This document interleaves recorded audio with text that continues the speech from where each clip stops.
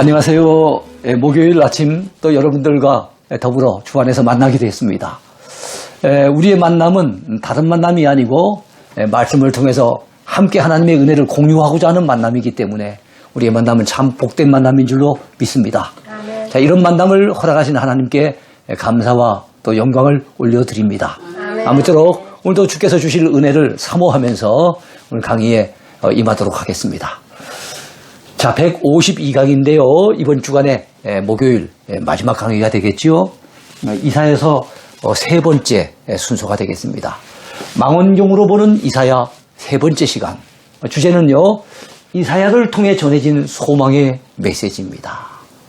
어제는 이사야가 예견했던 하나님께서 이사야를 통해서 우리에게 허락하셨던 앞으로 오실 메시아와 관련된 말씀이라고 한다면, 오늘은 이사야를 통해 우리에게 전해진 소망의 메시지가 어떤 것이 있는지를 한번 살펴보려고 합니다.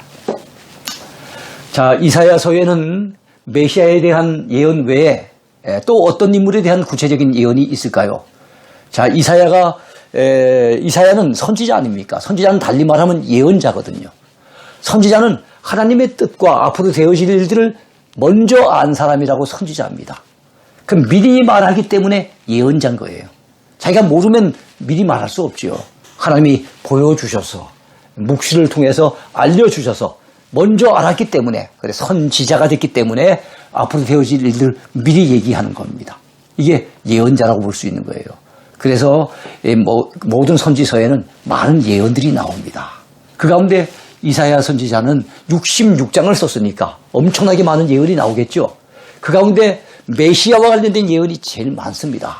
그런데 메시아 외에도 어떤 인물에 대한 구체적인 예언이 나타나 있어요. 그 두 인물이 등장합니다. 그 두 인물이 누굴까요?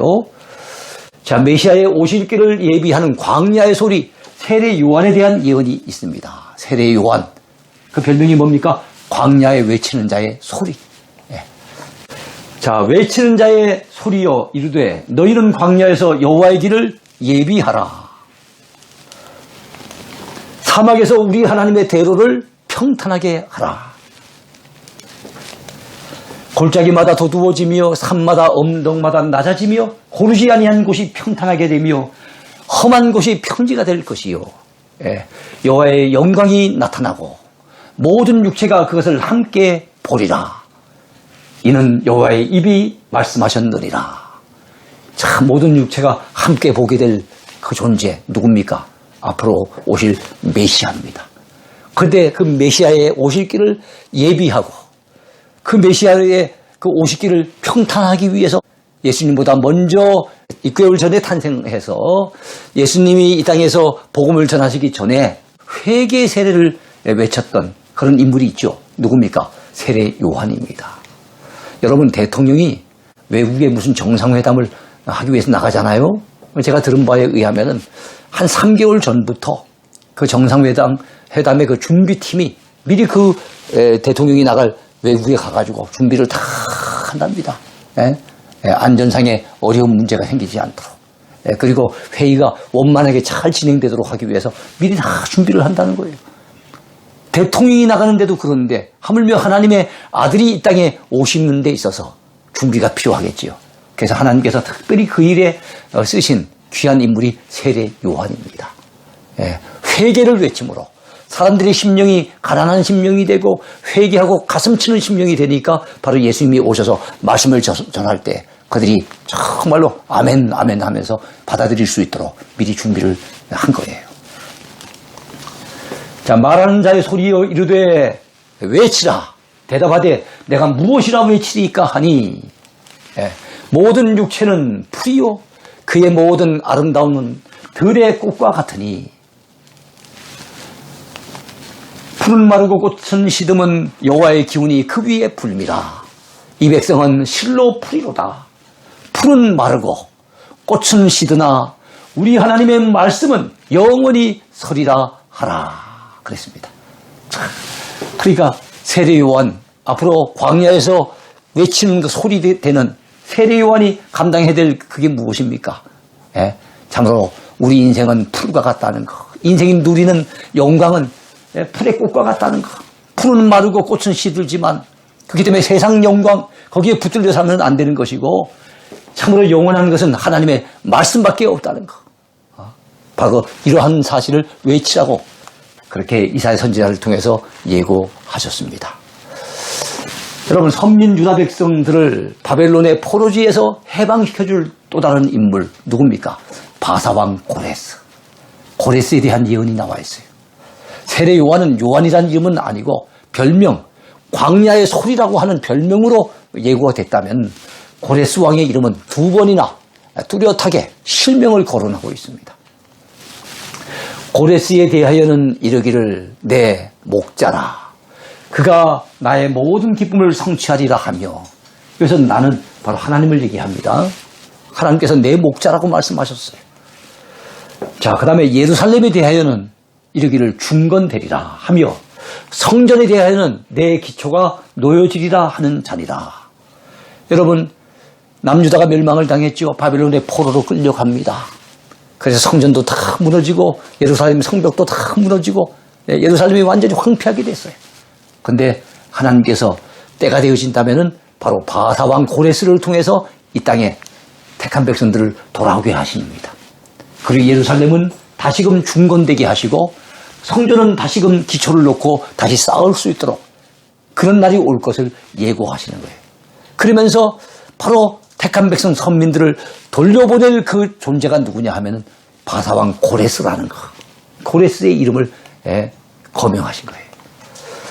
또 한 군데가 나옵니다. 여호와께서 그의 기름 부음을 받은 고레스에게 이같이 말씀하시되 내가 그의 오른손을 붙들고, 하나님이 고레스의 오른손을 붙드신다는 거예요. 그 앞에 열국을 항복하게 하며, 여러분, 남유다를 끌고 갔던 바벨론도 그 앞에 항복합니다.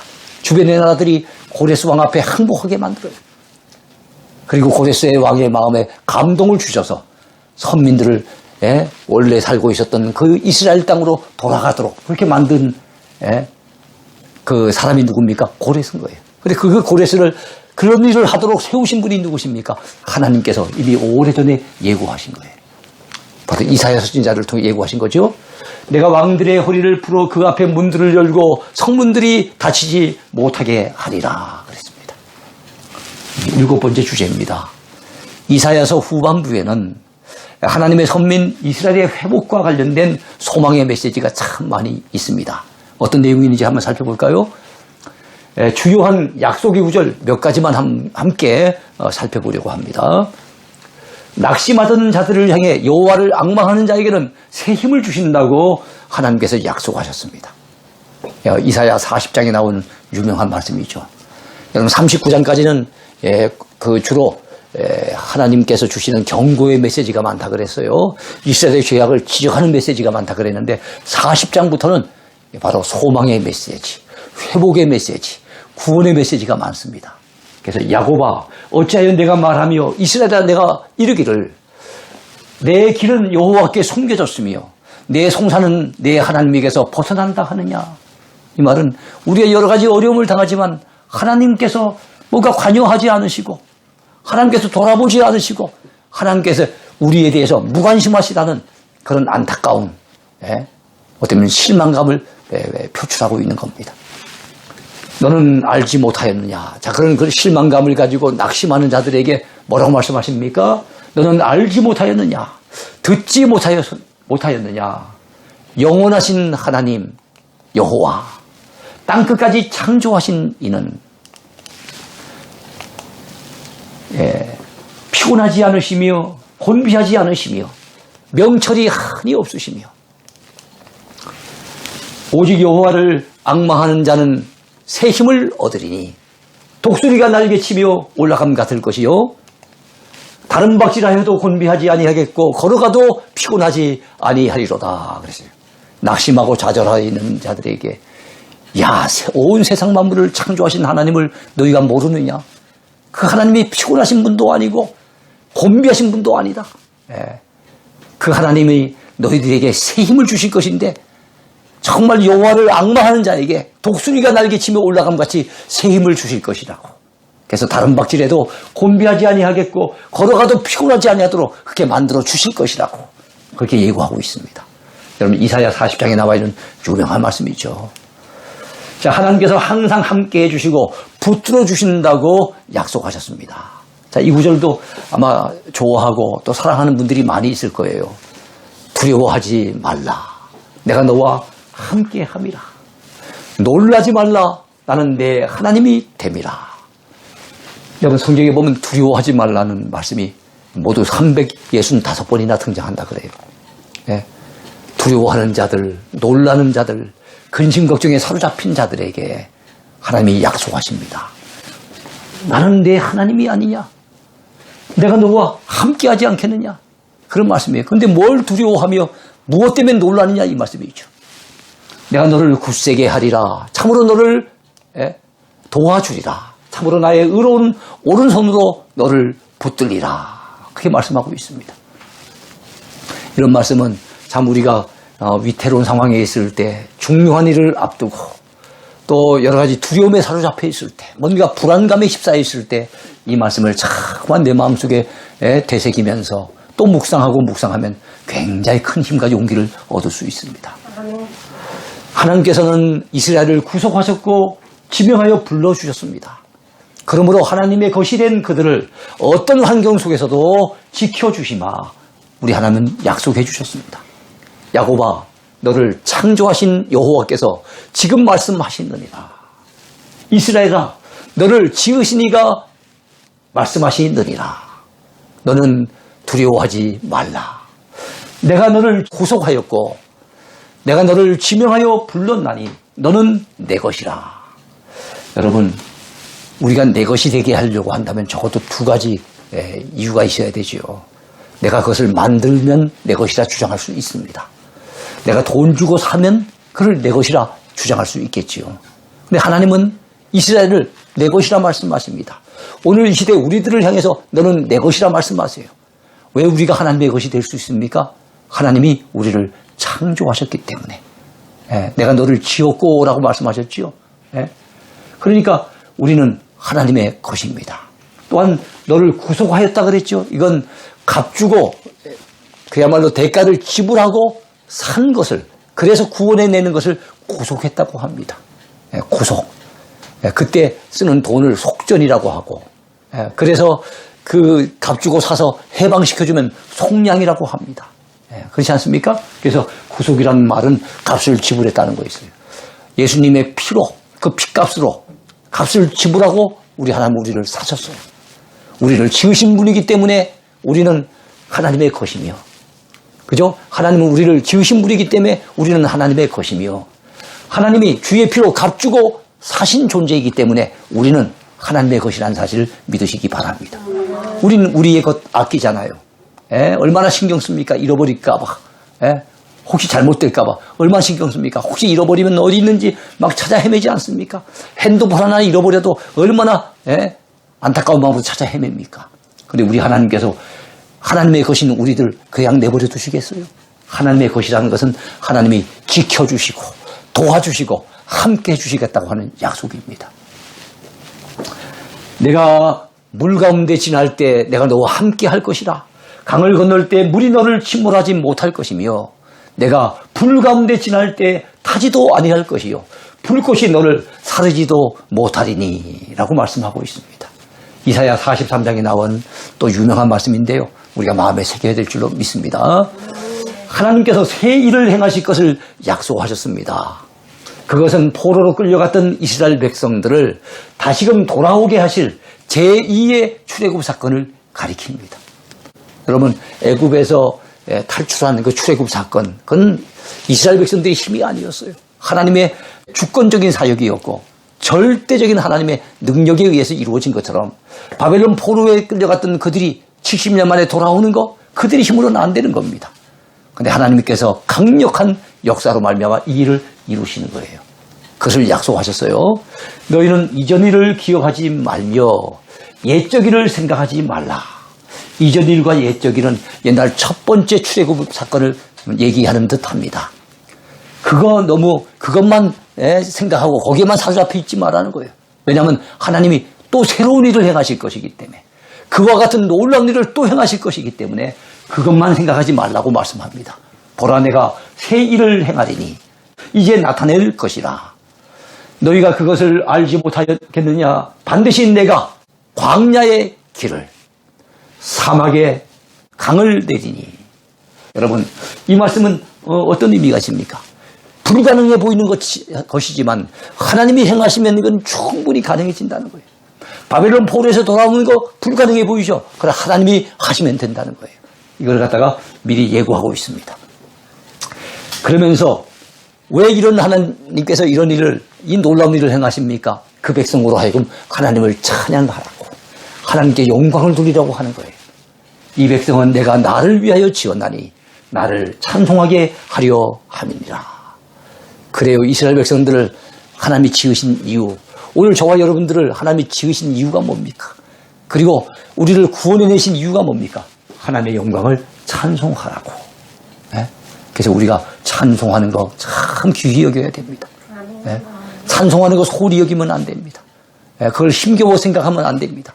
기쁘게 찬송해야 될 줄로 믿으시기 바랍니다. 하나님께서 이스라엘 백성들의 죄를 다시는 기억하지 아니라고 또한 약속하셨어요. 네? 여호와의 손이 짧아 구원하지 못하심도 아니요 귀가 둔하여 듣지 못하심도 아니라. 네. 오직 너희 죄악이 너희와 너희 하나님 사이를 갈라놓았다고 이사야 59장에 말씀하고 있어요. 여러분, 하나님과 우리 사이가 갈라지면 안 되잖아요. 그 사이에 벽이 생기면 안 되잖아요. 예? 근데 왜 하나님과 우리 사이에 벽이 생깁니까? 에베소서에 있는 말씀대로 한다면 막힌 담이 생깁니까? 왜 그렇습니까?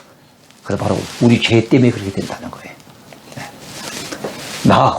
나는 나를 위하여 내 허물을 도말하는 자니 내 죄를 기억하지 아니하리라.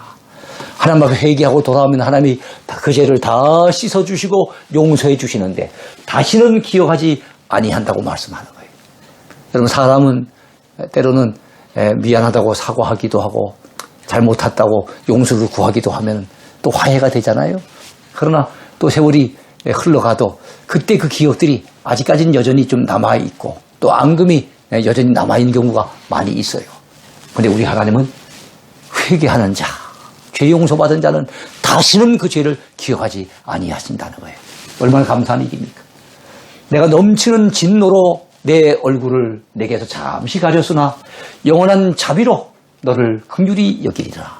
그래요. 하나님의 진노는 잠시 진노입니다. 하나님의 자비는 영원한 자비입니다. 그러하기에 죄 많고 허물 많은 우리가 오늘까지 주의 은혜를 누리고 살고 있는 거예요. 내 구속자 여호와께서 말씀하셨느니라. 이사야 54장에 나와 있는 유명한 말씀이에요. 하나님께서 그 죄를 사해 주시고 도말해 주신다고 하는 약속을 주셨어요. 죄인된 우리에겐 참 소망의 메시지 아니겠습니까? 우리 지금 살펴보고 있는 것은 이사야서에 나타나 있는 하나님의 소망의 약속의 메시지를 살펴보고 있는 겁니다. 자, 선민들이 노년에 이르고 백발이 되기까지 항상 품어주실 것이라고, 절대로 버리지 아니하실 것을 또한 약속해 주셨습니다. 야곱의 집이여 이스라엘 집에 남은 모든 자여 내게 들을지어다. 배에서 태어남으로부터 내게 안겼고 태에서 남으로부터 내게 업힌 너희여, 너희가 노년에 이르기까지 내가 그리하겠고 백발이 되기까지 너희를 품을 것이라. 내가 지었은즉 내가 업을 것이요 내가 품고 구하여 내리라. 참, 하나님이 지으셨기 때문에 우리를 업어주시고 우리를 품고 구하여 내신다는 거예요. 불구덩이 속에 아이가 빠져있으면 뛰어들어가가지고 품고서 막 뛰쳐나오지 않습니까? 목숨 걸고 들어가가지고 그 품고서 뛰어나오는 것처럼. 어떤 사람은 너무 급해가지고 불구덩이 속에 막 애인 줄 알고 안고 나왔는데 나중에 나와보니 베개를 갖다 안고 나왔던 참 그런 안타까운 일도 있다 그러잖아요.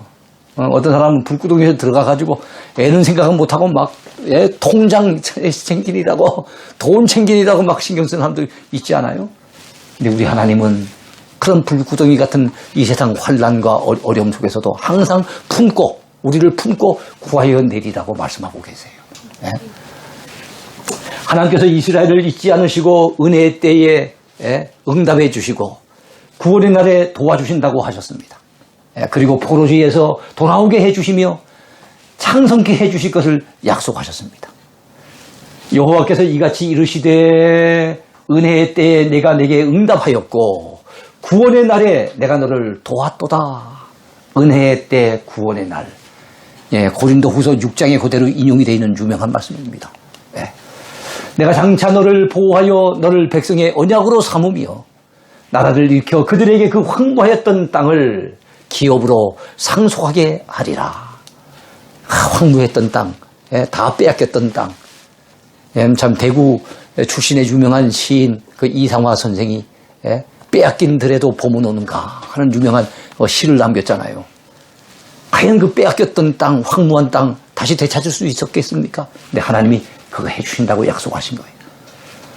내가 잡혀있는 자에게 이르기를 나오라 하며 흑암에 있는 자에게 나타나라 하리라. 그들이 길에서 먹겠고 모든 헐벗은 산에도 그들의 풀밭이 있을 것인즉 그들이 줄이거나 목마르지 아니할 것이며 더위와 볕이 그들을 상하지 아니하리니 이는 그들을 긍휼히 여기는 이가 그들을 이끌되 샘물 근원으로 인도할 것임이라.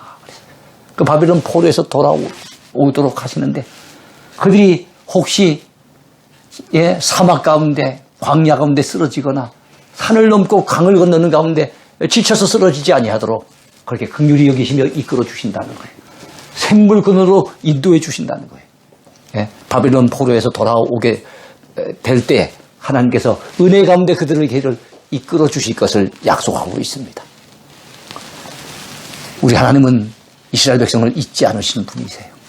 여인이 어찌 그 젖먹는 자식을 잊겠으며 자기 태에서 난 아들을 긍휼히 여기지 않겠느냐. 그들은 혹시 잊을지라도 나는 너를 잊지 아니할 것이라.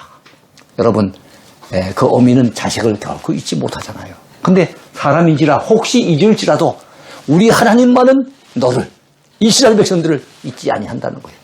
오늘 이 시대로 친다면 영적인 이스라엘인 주의 백성 성도들을 잊지 아니하신다는 겁니다.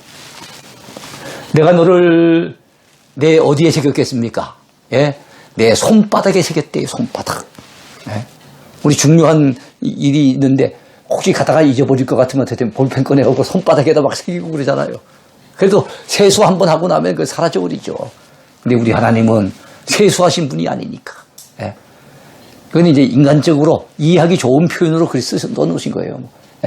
하나님이 손바닥에 새겼고 너의 성벽이 항상 내 앞에 있나니.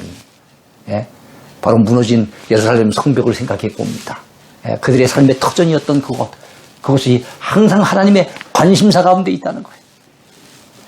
그래서 하나님이 절대로 잊지 않으신다는 거예요.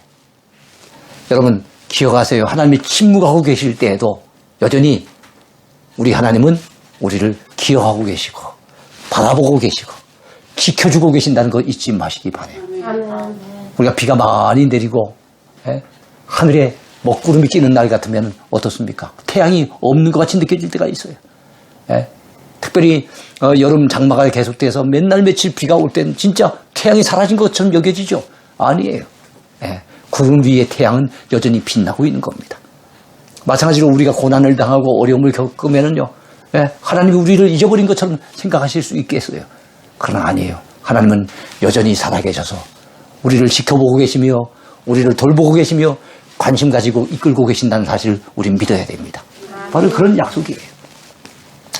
이는 내 황폐하고 적막한 곳들과 내 파멸을 당하였던 땅이 자 이제는 주민이 많아 좁게 될 것이며 너를 삼켰던 자들이 멀리 떠날 것이니라. 너를 삼켰던 자들이 누굽니까? 바벨론 사람들, 그 침략자들. 그래서 유다 백성들을 막 짓밟았던 자들이 결국에는 떠나게 될 날이 온다는 겁니다. 자식을 잃었을 때 낳은 자녀가 후일에 내 귀에 말하기를 이곳이 내게 좁으니 넓혀서 내가 거주하게 하라 하리니. 여러분 자식을 잃었을 때 낳은 자녀는 뭡니까? 예를 든다면 바벨론 포로에 끌려갔을 때 태어난 그 유대인들을 얘기하는 거예요. 그러니까 이 땅에 그 이스라엘 땅에 많은 사람들이 포로로 끌려가고 죽임을 당하고 이 땅은 황폐한 가운데 버려둔 것 같은데 때가 되어지면 그들이 돌아오게 되는데요. 얼마나 그 수가 많아지는지. 예? 그 후일에 낳은 자녀가 귀에 말하기를 뭐라고 합니까? 이곳이 내게 좁으니 넓혀서 내가 거주하게 하라. 예? 돌아오는 땅에 그 유다 백성들 다 사라진 것 같았는데 나중엔 비좁아서 예? 거기 거주할 곳이 모자랄 정도로 그런 때가 온다는 거예요. 예? 얼마나 소망의 메시지입니까? 그때는 바벨론 포로에서 돌아오게 될 그때 내가 내 마음에 이르기를 누가 나를 위하여 이들을 낳았는고 나는 자녀를 잃고 외로워졌으며 사로잡혀 유리하였거늘 이들은 누가 양육하였는고. 그래요. 나는 바벨론 포로로 끌려가가지고 외로운 가운데 있었는데 유리한단 말을 이리저리 떠돌며 방황하고 있었는데 과연 이들은 어디에서 태어났고 이들을 누가 양육했느냐 이거예요. 하나님께서 바벨론 포로 가운데 끌려가 있는 주의 백성들 하나님께서 그때도 다 지켜보고 계시고 돌보아주고 계시고 그들이 그 가운데서 많이 태어나도록 하나님이 역사해주고 계시고 그들이 잘 자랄 수 있도록 인도해 주셨다는 거예요. 예?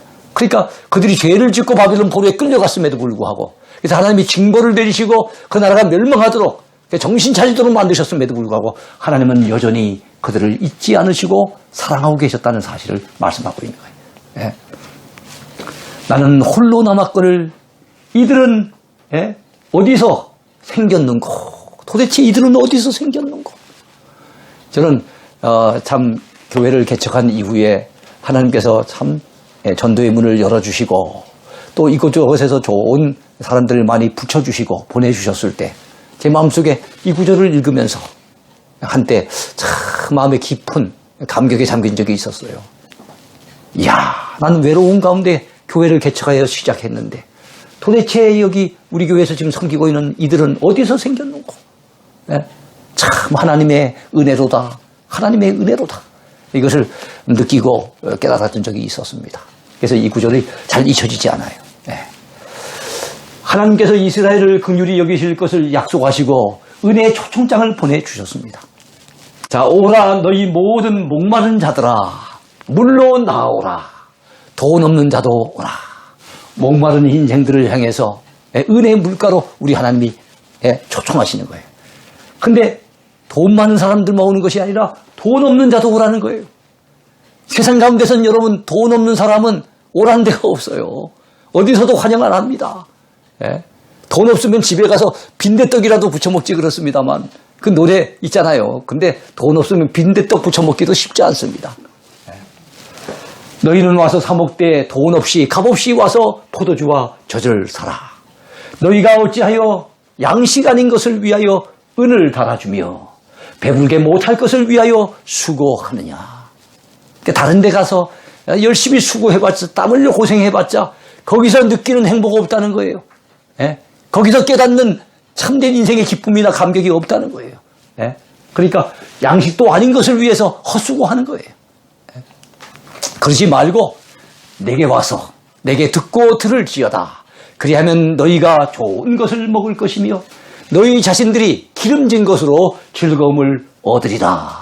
하나님이 이렇게 약속하셨어요. 너희는 귀를 기울이고 내게 나와 들으라. 그리하면 너희의 영혼이 살리라. 그래요. 들으라 살리라. 말씀 들을 때 사는 길이 열리는 거예요. 그래서 여러분 우리는 참 이 땅을 살아갈 동안에 때로는 피곤하고 지치고 낙심될 때 하나님의 말씀에 귀를 기울여야 됩니다. 말씀을 들으면 반드시 살 길이 열릴 줄로 분명히 믿습니다. 내가 너희를 위하여 영원한 언약을 맺으리니 곧 다윗에게 허락한 확실한 은혜이니라. 그래요. 다윗과 언약 맺으셨던 하나님. 바로 확실한 이런 은혜를 그들에게 약속하고 계십니다. 너희는 여호와를 만날 만한 때에 찾으라. 가까이 계실 때 그를 부르라. 그렇습니다. 하나님 만날 만한 때가 있고요. 하나님 가까이 모실 때가 있어요. 은혜 받을 기회가 늘 있는 게 아닙니다. 악인은 그의 길을 불의한 자는 그의 생각을 버리고 여호와께로 돌아오라. 그리하면 그가 긍휼히 여기시리라. 우리 하나님께로 나아오라. 우리 하나님께로 돌아오라. 이거 나오라고 생각했는데. 넘어갑시다. 다시 한번 합니다. 그리하면 그가 긍휼히 여기시리라. 우리 하나님께로 돌아오라. 그가 너그럽게 용서하시리라. 그러면 이사야 55장에 우리를 부르시는, 죄인을 부르시는 우리 하나님의 초청장. 참으로 은혜로운 초청장이죠. 우리 주님도 이 땅에 오셨을 때 마태복음 11장을 통해서 말씀하셨죠. 수고하고 무거운 짐진 자들아 다 내게로 오라. 내가 너희를 쉬게 하리라. 그렇게 말씀하셨잖아요. 그래요. 탕자가 돌아왔을 때 그 아버지는 돌아온 탕자를 책망하지 않고 왜 내 재산 다 팔아먹고 이제서 돌아오느냐고 원망하지도 않고 쫓아내지도 않고 돌아온 탕자를 기쁘게 맞아주었던 그 아버지의 심정이 우리 하나님의 심정이잖아요. 이사야 선지자를 통해서 우리 하나님께서는 그들의 죄에 대해서 경고하시고 그들의 잘못에 대해서 지적하시고 그리고 그들의 죄 때문에 바벨론 포로로 끌려가서 하나님 앞에 징벌을 받게 될 것을 다 예고하셨지만 그러나 때가 되어지면은 다시금 그들을 돌이키시고 그들에게 소망의 메시지, 회복의 메시지, 구원의 메시지를 약속하신 그 내용들, 그리고 진정한 회복은, 진정한 구원은 메시아가 이 땅에 오셔야만 가능하기 때문에 메시아에 대해서 풍부한 그런 예언을 갖다가 이사야 선지자를 통해서 하셨는데 그 모든 것이 얼마나 은혜로운 말씀인지 몰라요. 그래서 우리는 이사야서를 통해서 하나님의 구원의 그 풍부한 은총을 엿볼 수가 있습니다. 하나님의 그 크신 긍휼과 그 하나님의 자비하심을 우리는 체험할 수가 있죠. 이런 이사야서를 3일 동안 같이 살펴보았는데요. 그렇습니다. 우리 하나님은 때리시지만은 다시 싸매어 주신 하나님이세요. 이사야서의 주제처럼 때리시고 싸매시는 하나님. 말 안 듣는 그 자식을 갖다가 매질하시지만 그러나 그 자식이 아파서 참 눈물을 흘리며 용서를 구할 때 다시금 달려가서 싸매어 주시는 그 아버지와 같은 심정을 가지신 분이 우리 하나님이시잖아요. 그래서 우리가 이 땅을 살아갈 동안에 하나님의 정말 놀라운 은혜, 그 자비하심을 우리가 항상 기억하고 우리가 잘못할 때, 우리의 죄가 생각이 날 때, 하나님의 뜻대로 살지 못하고 참 엉뚱한 길로 달려가는 것을 깨닫게 되어질 때는 여러분 항상 돌이키시기 바랍니다. 항상 돌이키시면 우리 하나님은 그 넓은 품으로 우리를 품으시려고 기다리고 계신다는 거. 그리고 넘치는 은혜를 주시기 위해서 준비하고 계신다는 거 놓쳐버리지 말았으면 좋겠습니다. 이 은혜로우신 하나님이 우리의 아버지가 되신다는 사실이 얼마나 감사한 일입니까? 그 하나님 아버지를 의지하고 오늘도 당당하게 힘있게 살아가는 복된 한 날이 되길 바라겠습니다. 감사합니다.